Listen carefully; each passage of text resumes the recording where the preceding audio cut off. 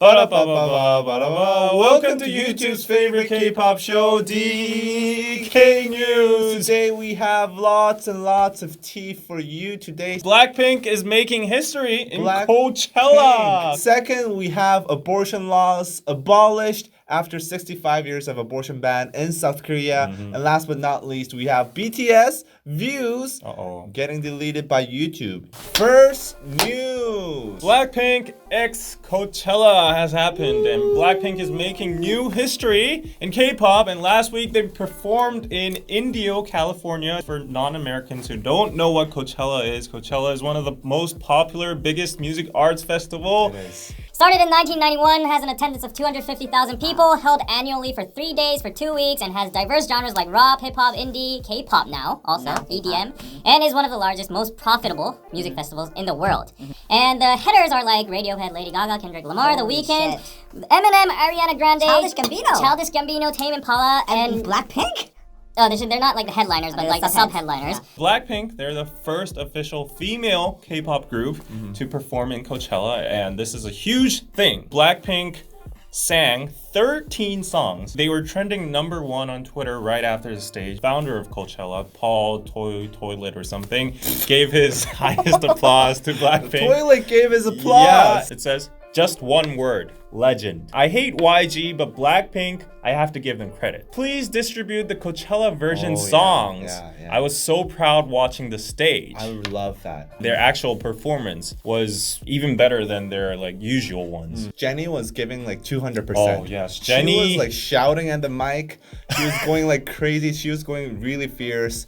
And I was amazed. I could feel that too. Yeah. But we have to look Oh, into the no. stock markets. How Stock dare you. markets. Just enjoy the music, people. The whole Korean peninsula is shook by the Burning Sun incident right now, and everybody's eyeballs are on YG Entertainment stocks right now because it has plummeted, and people are worried that the actual company might flop. They're on the tipping point, and people are so focused on the stock market because whether Blackpink is going to save YG right now. Okay. And don't get us wrong, guys. We don't see the stock market because we want a profit or anything. Actually, I do want a profit. As Twice revived JYP, I think Blackpink is gonna save YG from this crisis. The title is pretty aggressive. It says, Coachella appearance has no effect. Update on American music charts. He has summarized the iTunes, Apple Music, Spotify, and Radio Airplay, all US charts.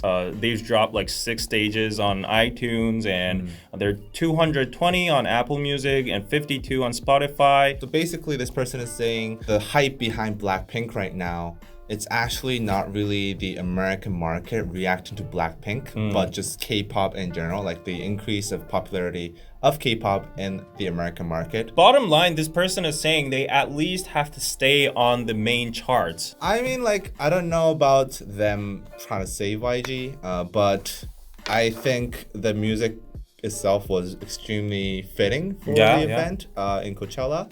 The way they rearranged the music, it was amazing. It had a lot of energy. I wish they released those rearranged versions of this Blackpink music. Me too. As an album, because that would be awesome. I'm gonna predict that YG is gonna release those versions. But other than the music itself, the girls just had a wonderful performance. They all just literally slayed. Other than Jennie, who was the most outstanding for me personally. My usual bias, Jisoo, she was cute. She kind of turns nervous. She turns timid. Hello, I'm Jisoo. During the performance, she was perfect. She was perfect. And Lisa was just enjoying the whole stage. Rose, she was really cute too. I really liked her emceeing. She was "Hi, we're Blackpink. Hi, we're Blackpink." Next news, we have a very controversial topic. For some, it's a victory. For some, it's a sad moment. On April 11th, 2019, the Constitutional Court of South Korea ruled the abortion ban that was existing for 65 years in Wow, that's South a Korea long time. is unconstitutional. With this decision, the lawmakers will have to come up with amendments of the abortion ban by December 31st, 2020, or else the abortion ban laws will be abolished altogether. Okay. Now, to give you a little bit of context, abortion actually was legal under certain circumstances in South Korea. Yeah, makes sense. There's 5 different circumstances. First, if either one of the parents has a genetically inherited physical/mental disability. Second, if either one of the parents have an epidemic disease. Third, if the pregnancy is a result of rape. Fourth, if the parents are relatives or family members of each other and they cannot be married under the law. And fifth, if the pregnancy is severely harming the mother's health or has the potential to do so. So those were the existing conditions on which you could perform abortion. But now, I guess with the abolishment of the abortion bans, likely anybody who has a baby and unwanted baby can perform an abortion. Now, I don't want to talk about pro-life, pro-choice. Like, I don't really think there's one true solution to it. It's like two sides, very different beliefs. So it's very difficult to really come to one, side. But in 2012, the Constitutional Court did rule the abortion ban as constitutional, but now they're saying it's unconstitutional. So you're seeing a little bit of change in the Korean mindset. And society as a whole. Pro-choice. And I think that's because of maybe the recent feminist movements that's becoming very, very big in South Korea. Maybe the interesting side of this story is that right now doctors are coming out saying they are not going to perform abortions. Currently, under the Korean law, doctors, they cannot reject patients from receiving their medical service. So they won't be able to refuse abortions. But some doctors have certain religious beliefs or whatever. They don't want to perform the abortions. Basically, they're coming out and kind of boycotting this new ruling. And they're saying, okay, give us the option to refuse abortions. And I think that's a very interesting topic to talk about. I cannot entirely agree to like one side, but I do get where the doctors are coming from. For doctors who really want to be doctors, are there for the sole purpose and the primary purpose of saving lives. But if you just think like one-dimensionally, like just simply, like abortion is just like not saving a life. I think they're having like a crisis inside their head against the law and like the doctors' like philosophies and their, it's like very tricky area, moral rules and stuff. So I do get where they're coming from. Maybe they should have the chance or time to like investigate on the background or feelings. The feelings. There's changes of society and stuff like that. So that's why actually it's not abolished now. It's abolished by 2020. There's like December a probation period, right? So my solution, and I actually suggested this on my podcast exclusive on Patreon, the doctors that are existing now, they can have a choice if they want to perform an abortion or not. Because when they were becoming doctors, they didn't really agree to this, right? They can have a choice, but doctors who are studying right now, who are entering, medical school, they don't have a choice. I think this will be a clear guideline. Once you're becoming a doctor, you're kind of accepting the things that come along with it. You're gonna perform medical services that your patients want. Give freedom to the doctors. There's gonna be a lot of doctors who are okay with it, right? So, yeah, probably. Like the patients can go to those doctors, but doctors who have like religious beliefs or that goes against their morals and doctors' philosophy, then they should have the freedom to refuse too. But here's the thing. I'm cool with doctors having choices whether doing abortion or not, but the thing is, I'm kind of scared that this will set a precedent where doctors will reject certain medical procedures due to their beliefs. So this is going to start. It sets a dangerous precedent for other things to come. Have you ever seen people around you do abortions? No? Really? No. And even if they do, they wouldn't tell anybody because they'll go to jail or something, right? They'll get fined. The thing that I'm worried about is people thinking of abortion as a very light thing and thinking of it as a method of birth control, because I think this is especially worse with guys than girls, because girls, it's actually done to their bodies. And there's a lot of physical harm that comes with abortion. But for guys, they just think it's not their business, a lot of people. This is a true story. When I was in the training camp in the military, this guy next to me, he was like 20. He got a letter from his girlfriend saying she was pregnant. And I was like really shocked. And I was like, okay, it's gonna be okay, man. Like just talk to the officers. Like I was worrying for him, but the guy was like, it's okay, I'll just get an abortion. I'll just get her to do an abortion. Like he was talking like that. It's okay. Well, who cares? Like, she's gonna get an abortion. It's fine. So like, there's people out there that are like that with those mindsets, and I'm just worried that those people will just multiply if this happens, you know? Because now it's legal, so it feels less taboo. People like Danny's friend? Is he a friend or anything? Yeah, he's not a friend anymore after that. People like those will actually degrade or like devalue life. And that will lead to more problems in the future. It's a serious issue, but we gotta follow the law. We gotta respect the social changes and stuff like that. So like, women having choice of their body, it's great. I just wish people, women and men, don't take advantage of it. Think of it as like birth control.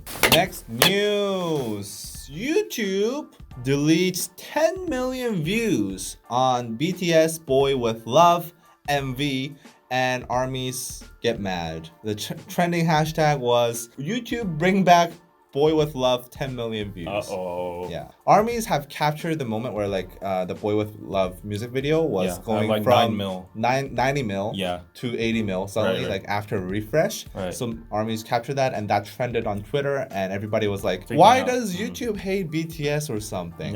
This happens a lot actually in K-pop communities, K-pop fandoms, because K-pop fandoms do a lot of streaming, and sometimes their views get deleted. Or they freeze. So I thought this would be an interesting topic to talk about as YouTubers, and if YouTube really hates BTS. Okay. We've been doing YouTube for 2.5 years.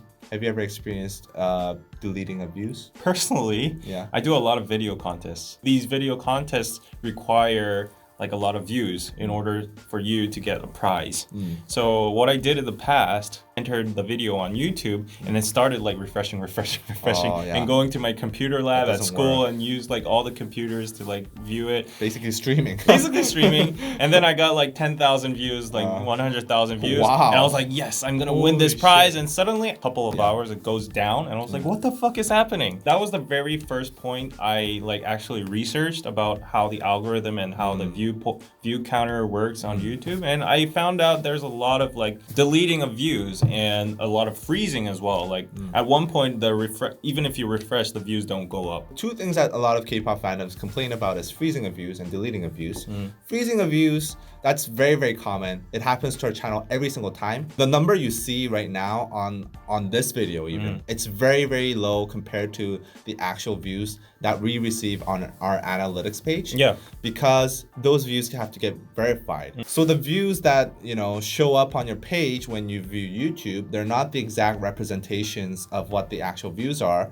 And they may freeze for a while in order to verify, you know, a certain number of views. So that's a very common and normal thing for every single YouTube video to go through. Deletion of views, it does happen, and actually happens quite often in our channel too, even though we don't use bots, and even though I'm pretty sure our ducks don't stream our videos, you know, like they're not Please stream our videos. I mean, after a while, when YouTube figures out like, okay, maybe these views, they kind of don't really look human. They were abused. Not even abused. They just were like, people aren't paying attention to them or something. YouTube somehow figures that out through algorithm and basically deletes a lot of views. Tens of thousands, sometimes hundreds of thousands of views from our channel as well. So it's very common activity. I don't think YouTube has an agenda against BTS. Really? No. That is no. They don't really, they're not that petty. And also, I see a lot of streaming guides on K-pop fandoms. It's really funny sometimes. I mean, you posted a streaming guide too, and I thought that was funny too. I posted the basics. But the thing is, the streaming guys themselves, they have no fucking clue of what they're talking about. They're imperfect. Because nobody in the world knows. Except for the Google algorithm, it catching on whether or not you're a bot. Nobody knows what the algorithm is. So any streaming guide out there is going to be super inaccurate. Don't be pissed if your view doesn't count because, you know, you follow the streaming guides and you think it's perfect, but it's not perfect. I know a lot of people hate YouTube now because of this whole fiasco. The thing is, YouTube makes money off of ads and data, right? Advertisers pay money to put on ads on YouTube, and advertisers, as a result, want an effective and accurate method of measuring the results of their ads. So they want the accurate metrics like the views and the watch times, YouTube has to provide that in order to have a trustworthy relationship with advertisers. Yes. Because a few years ago, actually, Facebook had this fiasco where they were counting, 1 second views as views. And that was heavily inflating the amount of views that a video would get. And advertisers found out and they were very pissed. Right. So Google doesn't want that happening and they want real views. If YouTube kept the inflated views, then the advertisers would have to pay more. Would have to pay more, or they would just leave YouTube altogether because they would lose trust on the platform, and therefore YouTube would lose money, and also the creators like us would lose money. So the whole ecosystem would collapse. Them deleting 10 million views off of Boy With Love is, kind of normal behavior. Did you see the streaming parties here? Yeah, I saw the pictures. I really praise your effort, guys. But like seriously, like if you see this, those aren't real views. For advertisers, they're not gonna be real views. You're not watching the ads here. You're not paying attention to any of these. These kind of efforts, they're cute, they're really fun, and I think it's like a very good, exciting moment for the fandom. But at the end of the day, it's really not helping Google or YouTube in any way. So from their point of view, it's totally understandable for them to delete the views because they want to keep a credible, and valid view count. Right. They have an agenda for their business. Yeah. They have an agenda in keeping their views valid. And I gotta say to you, those views, I'm sorry, but those are not 20 genuine views. Guys, I don't think you should really blame or hate YouTube. It's a platform that brought BTS to you and right now to more people on the globe. A lot of fandoms try to fight for numbers and they put a lot of focus on, who got the fastest to what million views and whatnot. That's all great, but I think there's too much focus on that because if you're really thinking about it, it's not really a fight for genuine number of music listeners anymore. It's more about who can stream more with more screens, more devices. And I really think that number now on that music video is not really a genuine representation of someone's popularity. I mean, if they're popular, they're gonna get more views. That's obvious, but still, it's not an accurate representation. I will just say this: there is some positives to streaming. It's one way to support your artist if you don't have a lot of money, and I think it's really helpful if you're a smaller group. If you're a smaller group with a smaller fandom, I think it's a cute thing to do, and I think it's pretty helpful. We got 1 million views, then that's helpful. But if you're a super big group, at that point it kind of becomes a dick measuring contest where my dick's bigger than your dick. Doesn't really mean anything at that point. This doesn't really mean anything. I get what you're saying. If you want BTS, a group like BTS level to thrive and break the actual main public and achieve better things in the world more than views. You have to make them grow organically. Anyway, I think there's some positive. It's a fun culture, but at the same time, I just really hope that people didn't stress it so much. People are starving and they're not sleeping because of this shit. Oh, and just one more thing. Okay, what? What now, man? One more thing. Stop. I just have to address Shut up. There's a group called ARMYs, right? Yeah. And there's a bunch of people called ARMYs. Yeah. And it doesn't make you less ARMY because you're not enjoying or participating in the streaming party. You're not doing for any fandom for that matter. So I really want to say this to ARMYs. I respect your agenda. I respect your goal. I myself participated in it too, but at the same time, I didn't stress it to anybody else. I didn't go to a channel and say, don't post reactions because we have to stream. You're being rude to BTS because you didn't stream. At this time, you shouldn't be watching this. You should be streaming right now. This kind of behavior, I know where you're coming from, but forcing it to another person who's just a casual listener, who's just beginning to get into BTS, it's scaring them away. Scaring them away. They want to check out reactions. They want to do whatever they want. They have their own freedom. But all these fans coming and having a mob culture saying you should stream right now. What are you doing not streaming? What are you doing watching reactions? This is actually a very not a good. And not everybody has the energy to watch the same video 500 times. Right. I'm sorry. Tell us what you think. I'm sure a lot of people will disagree with us. So tell us what you think. But this is from a YouTuber's point of view. And this is from a streamer's point of view as well. Oh, like yeah. a streamer Now myself. I'm a streamer. I just bought the album. I just don't have the energy to do streaming. We talked about how, like, you know, these records aren't important, but since they broke a lot of records, let's just talk about them. Most YouTube views in 24 hours, 74.6 million. Fastest to top 10 million views, that's 37 hours and 37 minutes. And also they recorded a PA key, Perfect All Kill. So with Boy With Love. And they broke Melon down 2 times. Oh yeah, they broke Melon down, they broke YouTube down. Like seriously, I watched their SNL performance, it was amazing. And I'm really looking forward to seeing them in the BBMAs because we're going to the BBMAs too. Yes. And Halsey is gonna be there too. And I'm very, very excited. We're gonna see them in LA Con too, LA concert. And last news, we have a special announcement. Speaking of going to LA, we are going to LA and having a meet and greet. Fan meet with Ducks. JRE, KML, and Celeste and Form of Therapy. And You us. guys. And you guys, the Ducks. This is gonna happen on May 4th from noon to 2:30 p.m. near Rose Bowl at this place called Factory Tea Bar. Thank you, Factory Tea Bar. And we have a lot of fun games and giveaways included, courtesy of WIT, our sponsor, and also Music Plaza, who is our other sponsor. Also, we have a raffle for BTS tickets. These are gonna be for the May 4th and also the May 5th concerts. The May 5th concert ticket winners will be sitting with us. Yes. Very, very You'll lucky. be seeing the concert with us. Yeah, you'll be seeing the concert with us and fan chanting. And it's going to be very, very exciting. This is a free event, so anybody can come. But if you want to participate in the raffle, you'll have to pay $5. And the $5 are going to be gathered and be sent to a charity. UNICEF, right? UNICEF. Yeah. BTS Love Myself campaign. So we really want to see you there, Ducks. So be there and let's have some fun. You know, do Q&A. I don't know. We'll take photos. I'll sign everything that you bring. So I really want to see you, Ducks. So please be there if you are in the area. And let's go see BTS together, and it'll be very exciting. And that's it for this week's DK News.